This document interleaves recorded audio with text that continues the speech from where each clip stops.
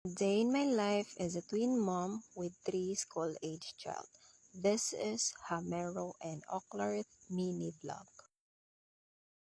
Hello guys, good evening. Ngayon nga pala ay magluluto tayo ng fish bola-bola. Kaya nilinisan na natin itong ating isda. Ang una nga pala natin gawin ay i-debone natin yung isda. Dahan-dahan mo lang itong pipisin para hindi ka matusok sa kanyang buto at mga tinik. At pagkatapos ay hilahin mo yung ulo hanggang sa dulo ng kanyang buntot. At tanggalin din yung ibang mga tinik. At eto na, tapos na yung ating pagdidibone. And then, nadibone na natin lahat ay hugasan naman natin ito ng 2 beses. Hanggang sa wala ka nang makikitang dugo sa tubig. At pagkatapos ay in-strain natin ito. At susunod naman ay kinuha na natin itong mga ricados na gagamitin sa ating bola-bola. Isa na dyan yung carrot, saka sibuyas, bombay, ahos, at saka itlog. Gumawa nga pala tayo ng ibang lutuin sa ating isda kasi araw-araw na lang daw kasi tayong nagpiprito at saka nagpapaksi. Pagkatapos nating mahiwa lahat ng ating mga ricados ay nilagay na natin itong isda sa ating blender at binlend natin ito.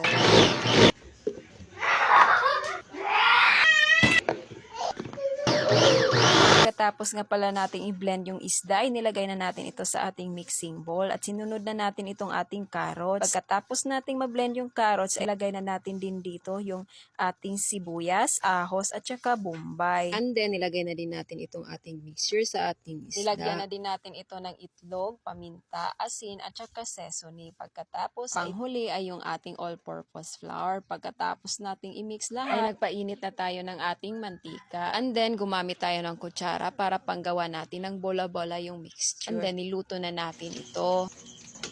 At eto na, luto na yung ating fish bola-bola. At pagkatapos ay nagsandok na tayo at niready na ang ating hapagkainan. And then tinawag na natin ang ating buong pamilya. Yun lang, maraming salamat mga unta ninyo.